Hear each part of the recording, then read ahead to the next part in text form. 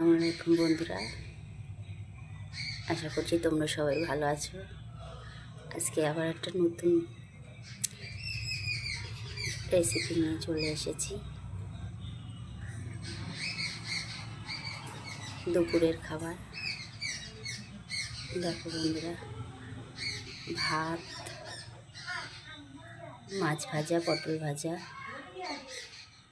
শুটকি মাছ দিয়ে ঝিঙের একটা সবজি, আর এটা হচ্ছে আমড়া আর নারকোল দিয়ে এটা আমরা খাটা বলি। তোমরা কি বলো আমি জানি না, তোমরা কি বলো সেটা কমেন্ট করে জানিও।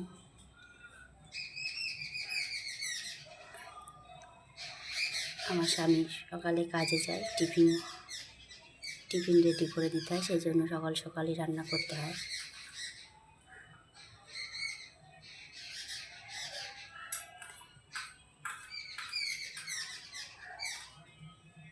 আল্লাহ হাফেজ।